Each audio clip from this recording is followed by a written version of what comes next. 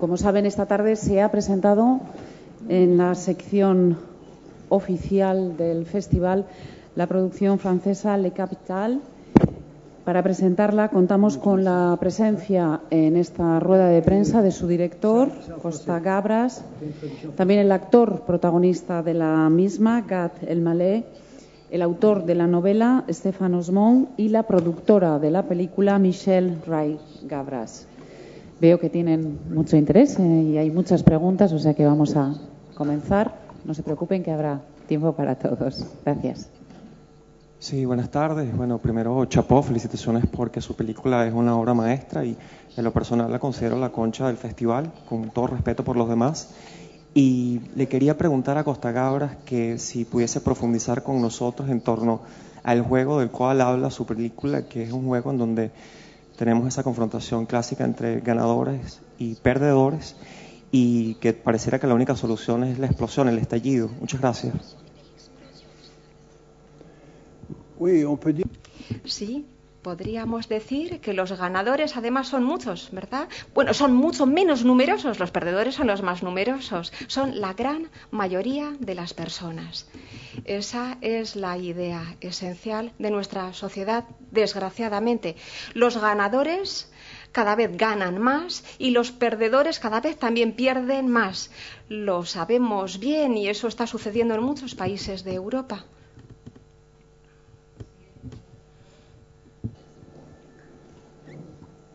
Hola, buenas tardes. Yo quería preguntarle a Costa Gabras, por un lado, si ha tenido que seguir siendo usted la gran voz crítica del cine europeo en una cuestión como la crisis económica internacional. Y por otra parte, si él lucha por optimismo o lucha por pesimismo. Gracias. No, ni por lo uno ni por lo otro, ni por pesimismo ni por cinismo tampoco. Era optimismo, sí. Soy más bien alguien optimista. Soy más bien optimista porque creo que la particularidad del hombre es que cada vez que hay una dificultad, un drama, hay que dar soluciones para salir de esa situación y para poder mejorar su situación. Me gustaría, y he contado esta historia porque a mí lo que me interesa es eso, las historias. Y quisiera añadir, y es que en la vida tengo la suerte de poder hacer las películas que tengo ganas de hacer, porque gracias a mi esposa, que también ha participado en esta película y en otras como productora, organizar la vida de nuestra familia es algo que podemos hacer. Y por eso puedo esperar 2 o 3 años y esperar para hacer una película, pero hacer la película que tengo ganas de hacer en lugar de hacer una película alimentaria, simplemente para ganar dinero.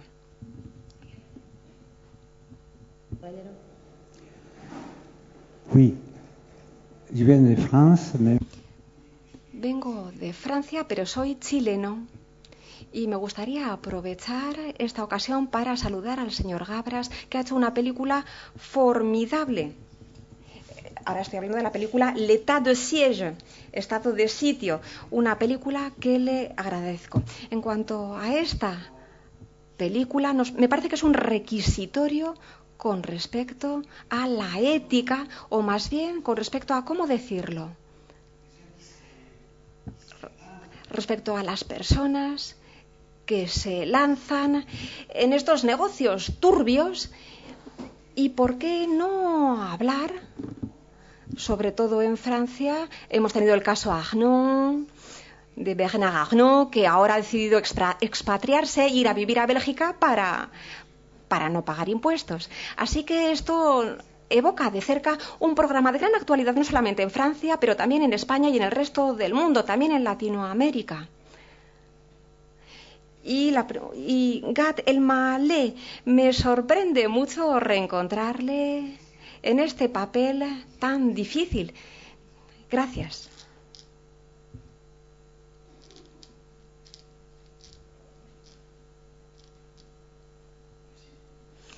Gracias.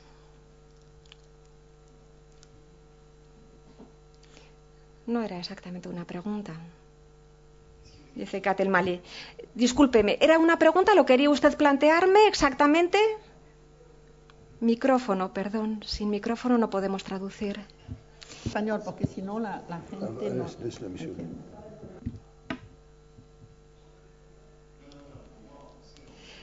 Pregúnteme, por favor, en francés, sí. No, no. Sí, no puedo responder en chino. ¿En qué hablo? ¿En español o en francés? En español y obtendremos la traducción. Pues sorprendido, por lo menos en mi caso, de encontrarlo en un papel difícil, muy serio, cuando es conocido usted en Francia como alguien que hace reír de manera muy espontánea y de excelente manera. A veces no nos aburrimos nunca con mi esposa cuando vemos su show, one man show. Thank you. Merci. Gracias. Dele las gracias y dele un beso también a su esposa de mi parte. He de decir que, ante todo, y antes de responder, quisiera decir hasta qué punto me complace estar aquí. Es la primera vez que estoy en este Festival de San Sebastián. Me habían hablado mucho de ello y estoy encantado y muy orgulloso de venir con esta película. En cuanto a este papel, sí, para quienes no me conocen, yo sobre todo me dedico a la comedia en casi todas mis películas. También he hecho mucha comedia en la escena y me sorprendió mucho cuando Costa Gabras me propuso este papel dramático. La primera vez, cuando empezamos a hablar, le dije, ¿por qué yo?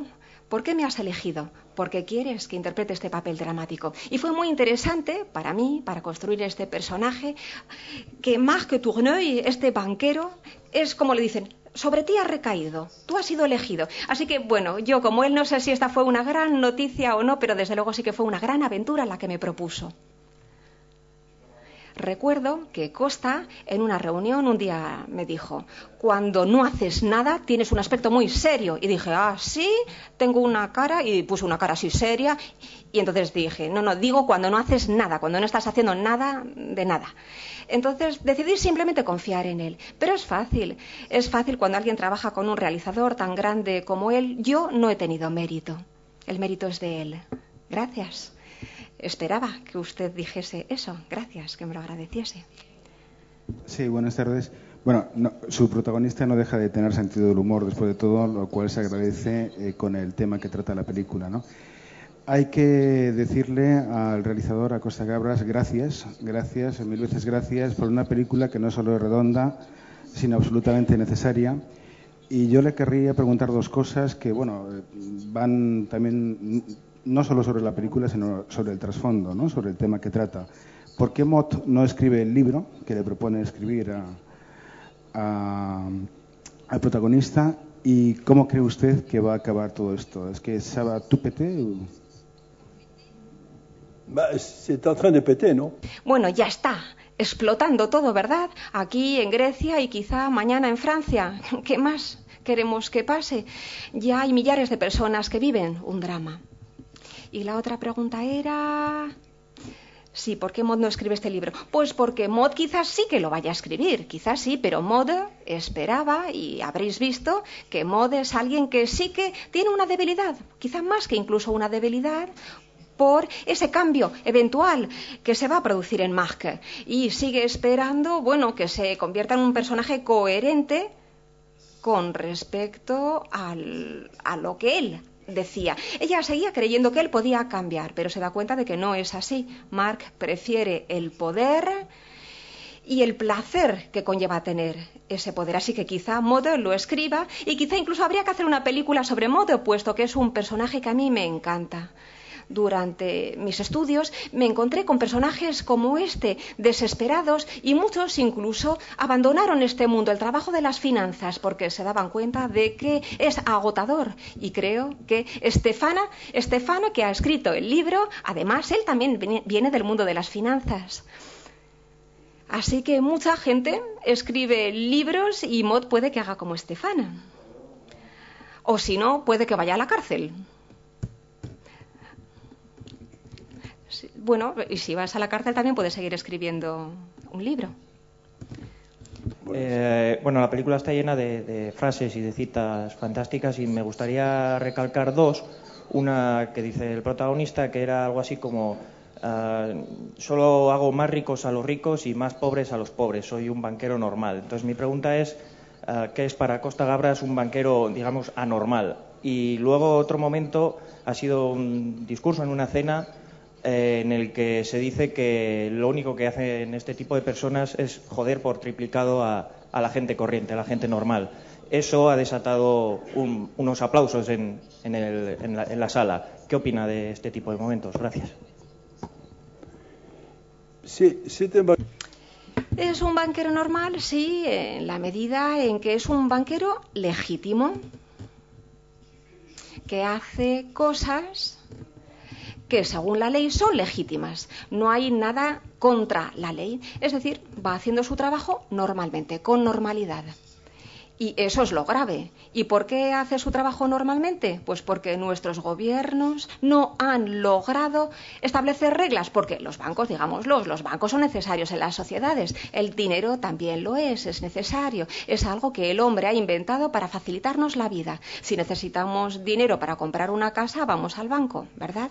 Pero hay una especie de degeneración y el dinero trabaja para producir más dinero, no para producir cosas, sino para producir aún más dinero con ese dinero. Eso no tiene nada que ver con la realidad, como tendría que ser. Así que acaban por creer que todo es normal, puesto que no hay leyes que los controlen. Y es cierto que no se pueden hacer leyes porque los lobbies de los bancos son tan fuertes, esos grupos de presión. Bien, también hay otro motivo, y es que creo que los bancos europeos podrían, o más bien los gobiernos europeos sí que podrían establecer reglas, solo que los bancos americanos no tienen reglas. Y si los bancos europeos hiciesen esas reglas, entonces se debilitarían en cierto sentido y correrían el riesgo de pedir clientes o de ser devorados por la banca americana.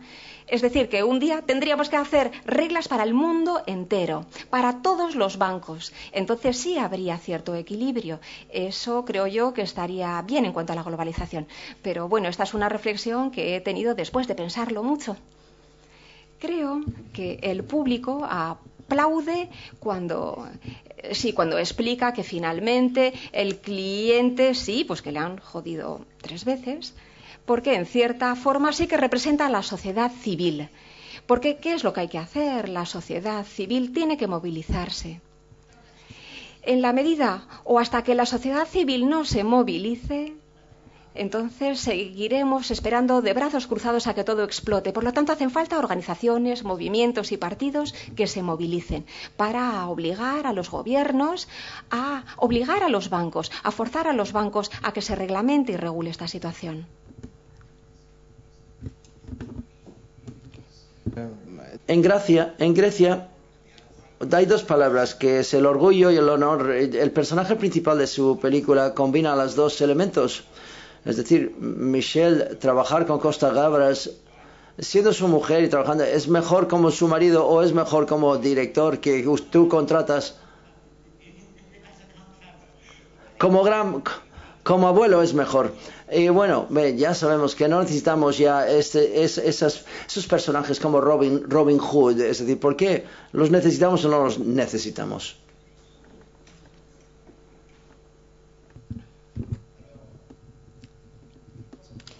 Creo que desgraciadamente sí, los necesitamos. No necesitamos esta forma de Robin Hoodes, no necesitamos esta forma de deriva de la banca, pero como decía Costa, sí que seguimos necesitando bancos y seguimos necesitando a esos hombres. A mí lo que me interesa es saber cómo esos hombres, cómo llegan a caer en un sistema como este y cómo se desencadena toda esa maquinaria que les trasciende, que es más fuerte que ellos. Hablando con banqueros me he dado incluso cuenta de que ni siquiera tenían conciencia o noción del dinero. No les gusta el dinero. El dinero es algo tan virtual que lo que les excita es su cargo, su posición, las cifras. Y además, sí, por eso es algo vertiginoso. Y al contrario de lo que dice, sí, los necesitamos. Si no fuese así, claro, todo sería mucho más sencillo. Pero sí que seguimos necesitando bancos, banqueros. Y termino diciendo que espero que con esta película vamos además a ganar mucho dinero.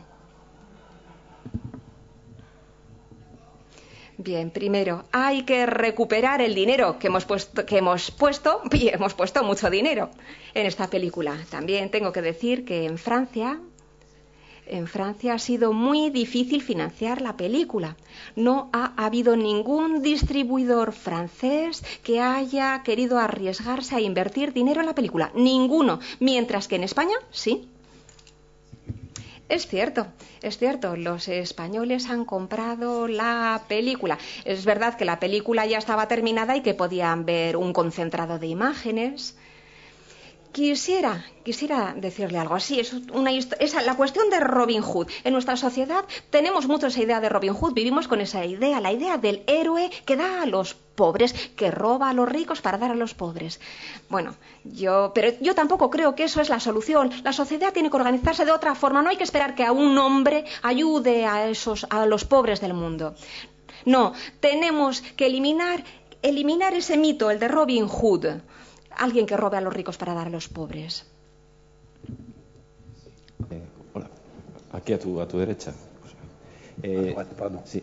Mira, me acuerdo una vez que te entrevisté que me comentabas que no estabas muy a gusto con esta etiqueta que siempre te ha perseguido de cineasta político y que realmente si se te tuviera que definir por la adscripción a algún género, me dijiste, yo soy un director de thrillers. Entonces yo creo que esta película también está planteada como un thriller, ¿no? Que es un género que manejas desde tus inicios. Entonces un poco quería preguntarte esto, si tú lo ves así también, esta película como un thriller, y un poco también por la etiqueta esta que te persigue del cineasta político por excelencia.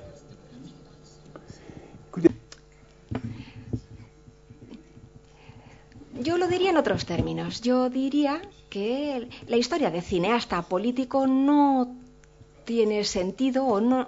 Yo creo que todas las películas son políticas, de cierto modo, porque el contenido de las películas que se dirigen al público, a millares de personas, si tienen un contenido estúpido, pues entonces imbecilizarán o harán que la gente sea más estúpida. Así que todas las películas son políticas y las mías también. Yo no me levanté una mañana y dije, quiero ser un cineasta político. No fue así. Un día me levanté y dije, tengo ganas de contar historias con imágenes.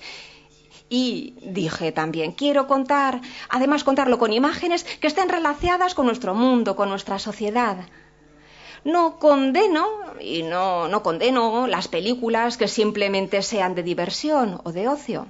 No lo condeno, pero esa fue mi postura. Y en lo que respecta al thriller, yo no utilizaría la palabra thriller, sino película de suspense, porque el suspense, sí, estamos dejando la historia suspendida para ver qué viene después. Pero un thriller es algo americano, que es algo que tiembla. Yo no quiero que la gente tiemble en mis películas, no. Intento organizar mis películas de tal forma que haya una expectativa, una espera con respecto a qué va a venir después. Y eso es algo en lo que creo.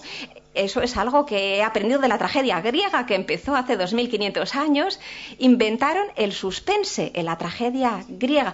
¿Qué va a ocurrir ahora? A Ifigenia, a Edipo, etcétera, etcétera. Y desde entonces lo hemos utilizado constantemente, un poco en todas las obras más importantes. Las películas políticas, bueno, yo soy de una generación que veía las películas de Esther Williams cuando era adolescente y soñaba con la American Way of Life, esa casa americana con su lavadora, con su jardincito, ese modo de vida americano. Pero eso no eran películas políticas. ¿Qué ha llevado esa American Way of Life a todos los hogares? Pues el cine, un cine no político. Cuando De Gaulle, después de 1946, creó el Centro del Cine Nacional en Francia, fue precisamente para contrarrestar esa idea. Entonces no se hablaba de cine político, pero él decía que hacía falta un cine nacional. Hay un gran productor brasileño que dice con una muy bella expresión, que dice: cuando nos miramos en un espejo, tenemos que vernos a nosotros mismos. Es decir, así que no solo tenemos que ir a ver películas americanas. Entonces Costa sí hace un cine político porque catalogamos las películas políticas como películas que tienen un tema que evoca, que habla de la sociedad. Pero casi todas las películas son políticas. Todas las películas tienen una ideología. Las peores políticas son aquellas de las que se piensa que no son políticas. Esas sí que son más peligrosas. felicitar a Costa Gabras por esta película extraordinaria y lo mismo al presidente humorista de la película. Pero entre los muchos problemas que se plantean en la película, yo quisiera su opinión personal. ¿Es compatible la ética con la riqueza de los banqueros, de los bancos?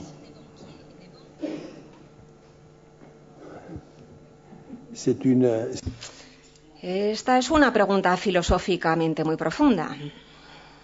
La ética, podríamos decir que el dinero, el lugar que ocupa en nuestra sociedad, el dinero ha erradicado o erradica cada vez más a la ética. Es decir, cada uno tiene que mirar por sí mismo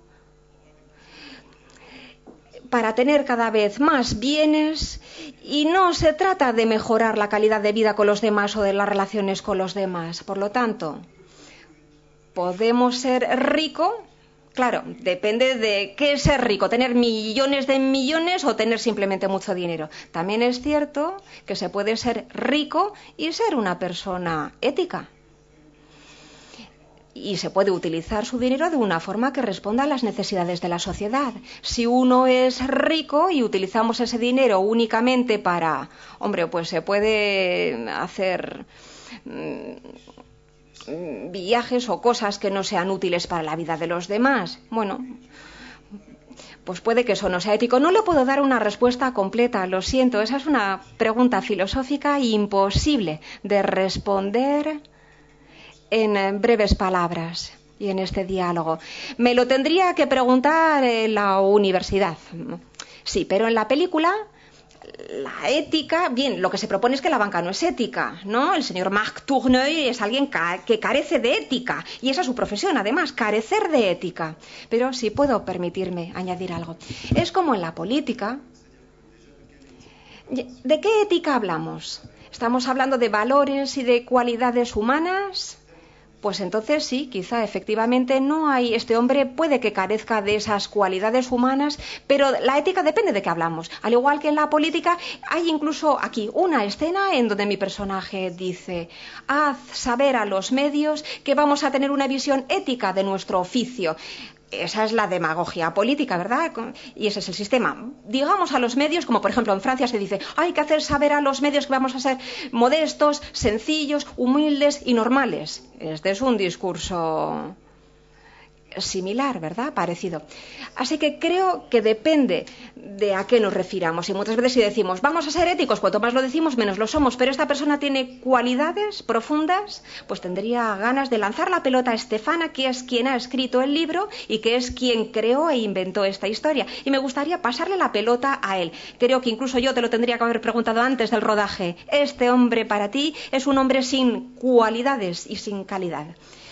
Cualidades morales no, tal y como yo lo imaginé en la novela. Es un poquito diferente la película, pero tal y como yo lo imaginé en la novela, no tiene ningún tipo de cualidad ética o moral.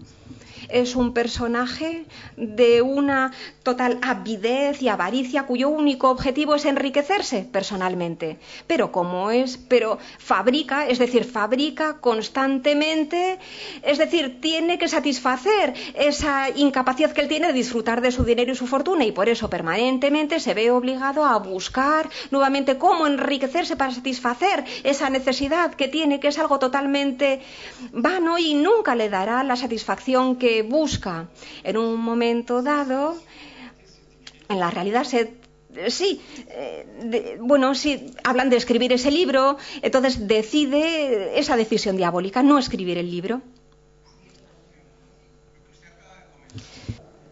Habla del típico rico banquero, el dueño del banco, pero como comentaba allí su colega, es distinto el típico dueño del banco capitalista que busca el dinero por el dinero para lo que sea, que el banquero que trabaja por su puesto, por su prestigio y todo. Es distinto. Pardon, mais je veux réagir à ça. Bueno, sí, pues tienen intereses, les dan primas, están implicados en el funcionamiento del banco. Como decías, sí, claro, el motor es ese interés de conseguir más dinero. No creo que diferencia. Él está en el mismo sistema, en la misma escala.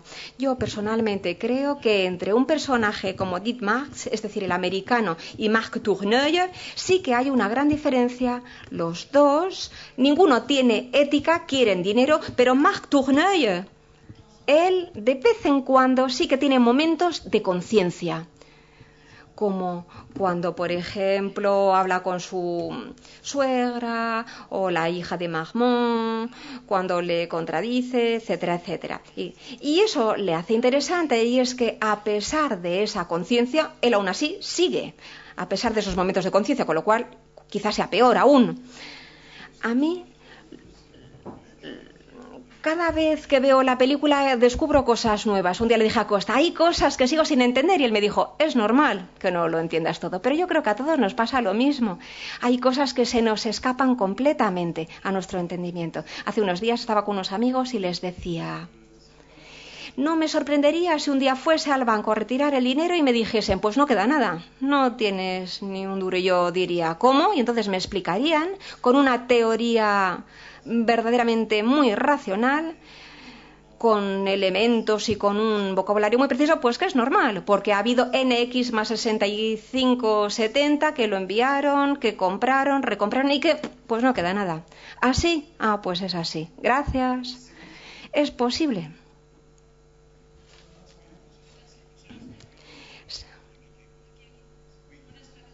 Una pregunta para el señor Costa Gabras. Quería saber su opinión sobre el papel que están jugando ahora mismo los políticos, sobre todo en Europa, ante el poder del mundo de la finanza. Los políticos de toda Europa y de todos los partidos de derecha y de izquierda han aceptado crear una Europa como si hubiesen creado un supermercado, es decir, basándose solo en la economía, sin pensar en la política ni en lo social. Yo creo que habría que empezar por la política, por crear una Europa política y después pasar a la economía, etcétera. Por ello, creo yo, tenemos lo que tenemos hoy. Evidentemente, la economía ha jugado su papel, es decir, ha derivado completamente, y por eso estamos en las situaciones de horror en las que estamos en este país, en Italia, en Grecia y quizá también en Francia. Ayer se anunció que hay 3 millones de parados en Francia, así que hay que rectificarlo y no sé cómo lo van a hacer, pero son ellos los que lo tienen que hacer. Nosotros no podemos, vosotros y yo no tenemos los elementos necesarios y esa no es nuestra tarea. Son ellos quienes ahora tienen que dar soluciones. Lo que está claro y es cierto es que muchísima gente va a sufrir y durante mucho tiempo. Y va a tener que vivir una vida de pobreza. Y eso que estamos en un continente riquísimo con enormes posibilidades. Simplemente quisiera añadir algo. Es sorprendente constatar cómo desde 2008, desde que comenzó la gran crisis del 2008, casi no se ha hecho nada en realidad.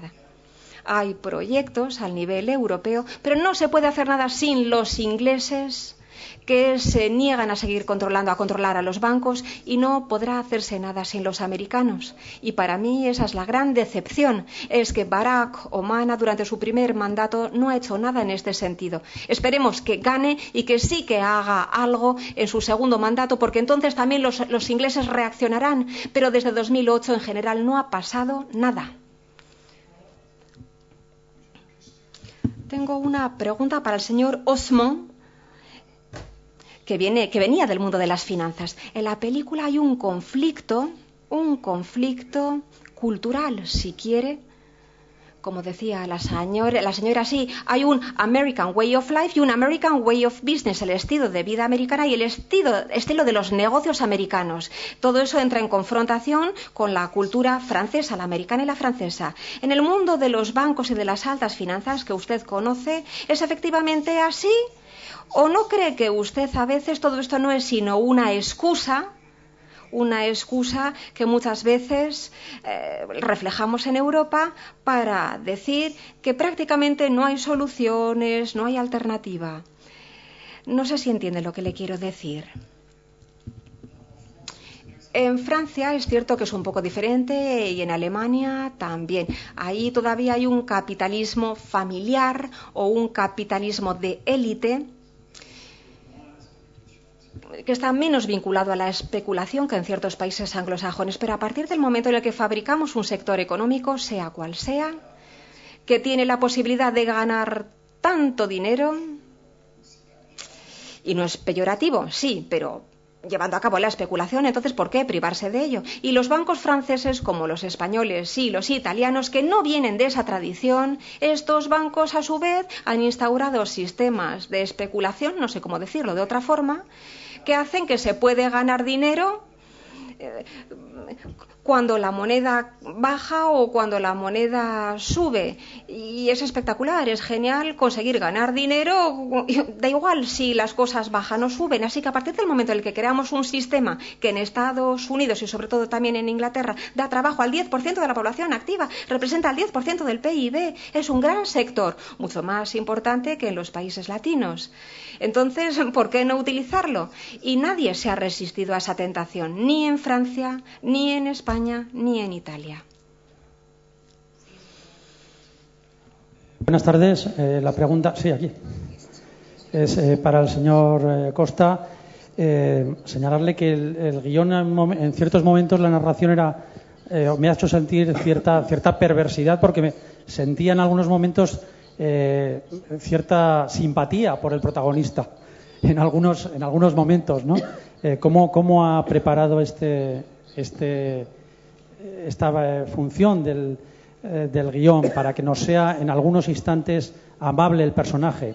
Y luego quería preguntarle también al señor Osmona, que estamos todos, o la mayoría somos periodistas, ¿cuál es el papel de la prensa en todo esto? Porque en la película, vamos, realmente quedamos fatal todos como profesión. Gracias.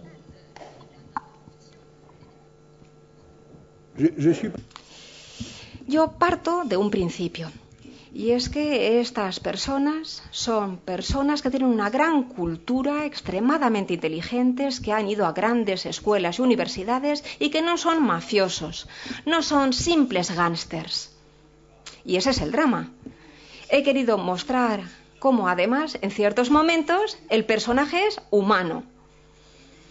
Y yo creo que es peor aún, porque estos personajes que conocen bien la situación y que pudiendo ser humanos, cuando llevan a tomar una decisión que es negativa, ni siquiera lo dudan y la toman. Por eso lo he querido tratar así, insistiendo un poco en su lado humano, entre comillas, por así decir. Eso hace aún más inaceptable las decisiones negativas que toma. Porque si hubiese sido un simple gángster, un simple mafioso, pues diríamos, bueno, pues es normal, un mafioso está ahí solamente para reaccionar así y tomar esas decisiones negativas. Además, quisiera añadir algo. Quiero insistir y decir que son personas para quien la ley está de su lado. Todo lo que hacen es legal, no es ilegal. No son ilegales sus acciones, por lo tanto, tienen todas las excusas para hacer lo que hacen porque ninguna ley se lo impide en la sociedad. Y en cuanto al papel de la prensa, bueno, pues que la prensa hable de la película, eso es lo que tenéis que hacer. Y decir al público que antes hablábamos de películas políticas, pero la política creo que es uno de los universos más novelescos que existen. En la política tenemos todo lo que integra el drama humano. Tenemos amor, odio, sentimientos muy poderosos, hay sexo también. Todo eso también está en la política. Y para mí, quizá la novela más hermosa política que conozca sea Los Miserables de Víctor Hugo. Es cierto. Costa Gabras, ¿qué opina del rescate de los gobiernos a los bancos? Y si el personaje protagonista está inspirado en alguien en concreto.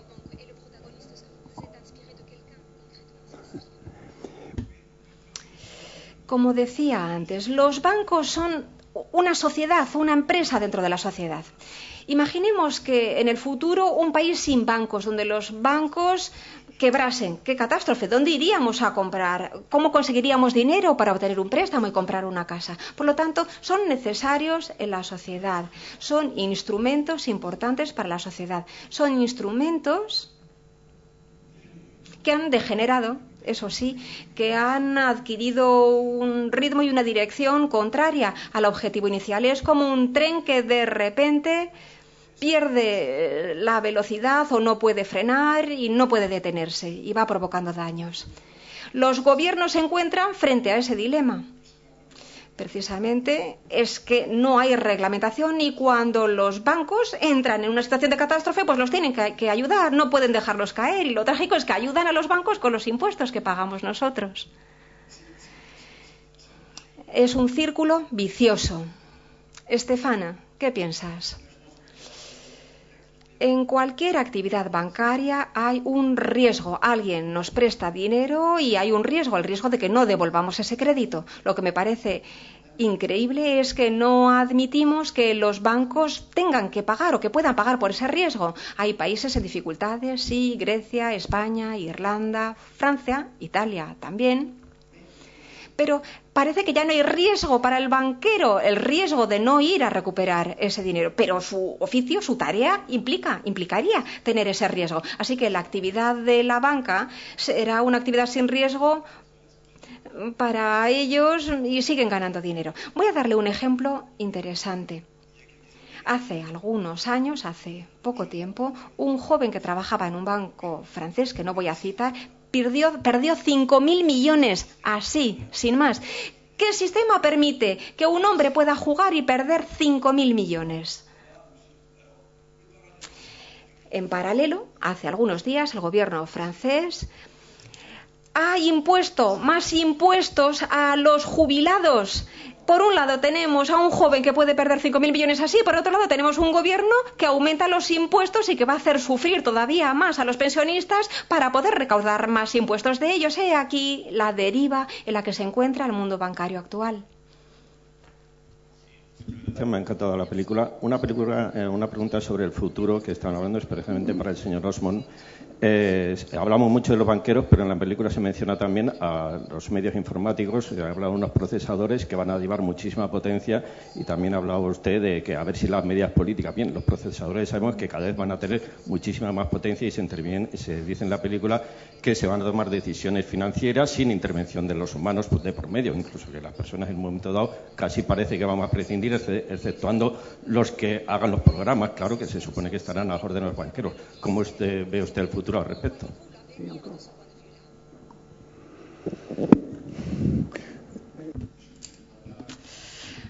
No sé.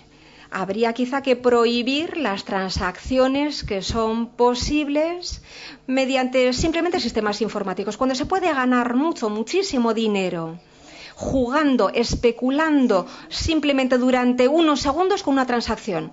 Entre el momento en el que se da la orden y el momento en el que se recibe se puede ganar muchísimo dinero solo gracias a ese mecanismo que es totalmente informatizado, que no lo controla nadie. Si no se prohíben ese tipo de transacciones, pues entonces no veo cómo el sistema podrá regularse. Por momentos es tan delirante, es tan alocada la situación que es así. Hay algoritmos muy complejos que nos permiten ganar dinero en un segundo, en menos de un segundo, simplemente jugando y así. Así que si no lo reglamentamos, todo esto va a seguir sucediendo. Si no se prohíbe, va a continuar. Y es cierto también, para completar la respuesta a lo que ha dicho Estefan, es cierto que aquí jugamos con nuestro ordenador, sí, para ganar dinero, ponemos 1.000, 5.000 euros, pongamos. Pero con 5.000 euros no se gana gran cosa. La diferencia va a ser 0,01%, así que ganamos pues 5 euros. Mientras que los bancos invierten 100 millones y entonces ya en muy pocos segundos ganan millones, 5 millones. Esa es la diferencia y eso es lo que se está generalizando. Según me han dicho, hay un 10% de transacciones que se practican así. Y eso lo vemos un poquito en la película y en el futuro esto podrá alcanzar un 30 o un 40%. Cuando inventamos un sector económico como el sector bancario que logra ganar dinero, cuando los precios bajan, es totalmente absurdo, ¿no?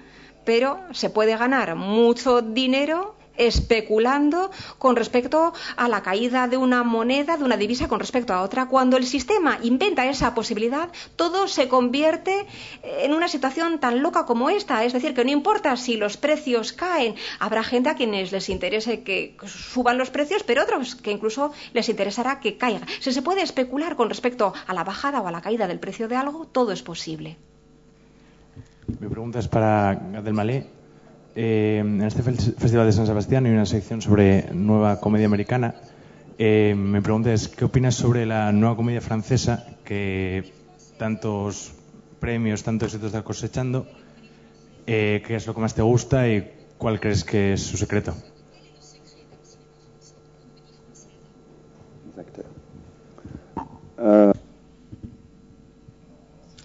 Bueno, Costa, un día me dijeron algo muy divertido y es que hay un secreto para hacer una buena película, pero yo no lo conozco.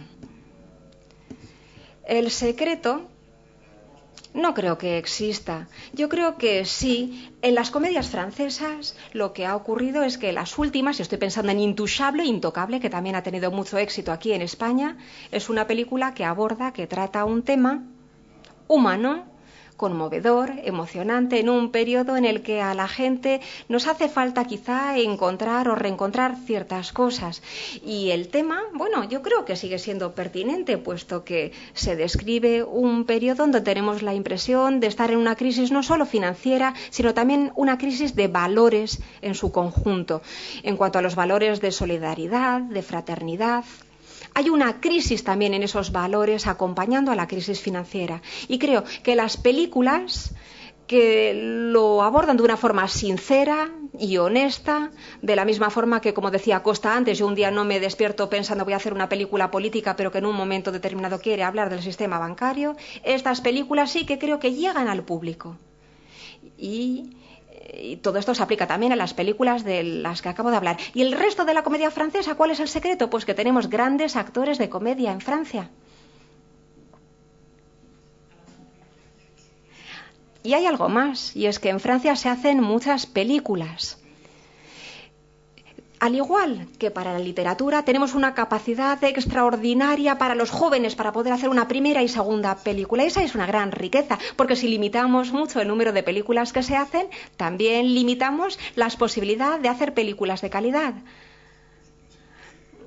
Porque es así, si hacemos 10 películas al año, pues entonces puede haber 1 o 2 muy buenos, pero si hacemos 100 o 200, habrá más probabilidades de que haya 10 o 20 o incluso 30 buenos.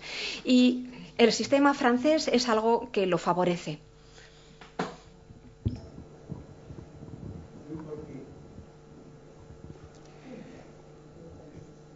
Se escuchó mucho la palabra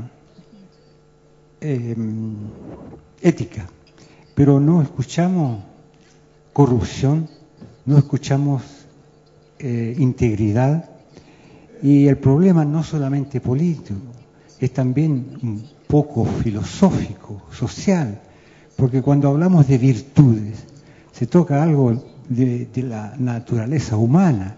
Entonces ahí está el problema que estamos discutiendo mucho en Francia, en otras partes, con otro investigador. Y mi pregunta va a Gad Elmaleh. Como usted ya ha ganado mucho dinero, porque trabaja muy bien, espero que se va a retirar.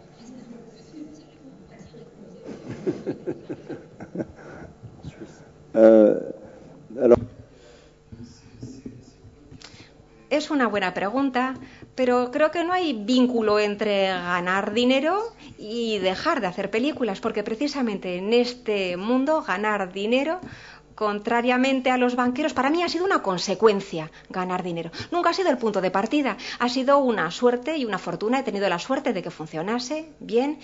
Y luego, bueno, no voy a comenzar a contar el discurso de decir, no, a mí todo eso no me importa. No es cierto. Yo vengo de un medio, me gusta decir que yo no soy un nuevo rico, sino un antiguo pobre. Vengo de un medio en donde, bueno, vengo de nada, pero no me voy a retirar por haber ganado mucho dinero, no, por el contrario. Participo en Francia para intentar para intentar, como decía, sí, participar en la solidaridad, ser solidario. Y en Francia cada vez se participa más y lo vamos a hacer cada vez más. No tengo ningún problema con esa participación, simplemente tengo ganas de que la participación se gestione bien y se haga bien. Pero no me voy a retirar, no. Aún sí, perdón. ¿Ah, era una broma? Era una broma. No, pues no, lo siento, ni siquiera en broma. Si me retirase después de esta película, podría retirarme tranquilo, después de haberla hecho.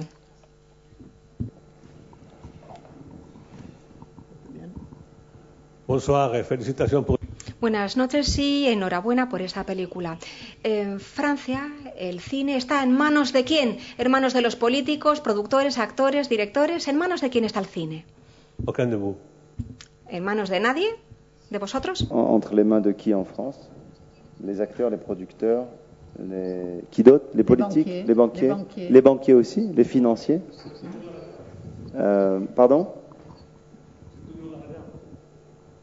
C'est toujours l'argent qui commande. Oui, je pense.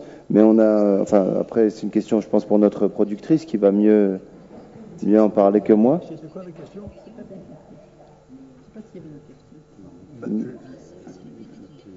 Michel, alors... le cinéma et le...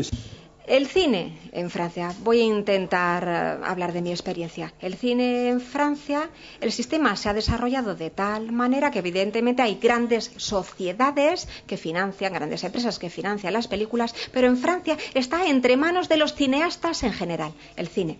Y cuando digo cineastas, también estoy hablando de productores. Hay, en cierto sentido, una gran cooperativa, gracias también a las ayudas del Estado y a los distintos sistemas que llevan desarrollándose desde hace 50 años. Así que nos pertenece un poco a todos y tenemos gran libertad. No es la ayuda del Estado, Costa, no, es el dinero del cine que va al cine, que vuelve al cine. No es el dinero del Estado, no, que hay un impuesto que se recauda de cada entrada, o que sí, o que hay un ingreso por entradas vendidas. No, en Francia tenemos, como los majors americanos, Gaumont, Pathé, Studio Canal. Tenemos estos sistemas mediante los cuales un productor independiente como yo, muy contenta, claro, cuando se llega a un acuerdo de producción. Sí, claro, pero al final muchas veces nos sentimos acabamos en una situación con muy pocos negativos de la película. La suerte que yo he tenido con esta película, que no ha tenido nadie, es que sí, nos hemos endeudado mucho, pero sí que tenemos muchos negativos de la película. Si queremos hacer algo distinto a comedias en Francia, es cierto que es difícil, porque hay un cuello de botella. Es decir, tener financiación, por ejemplo, por parte del Sofica y de la televisión. Está claro que son muy dinámicos, pero todos entonces quieren que les hagamos la misma película.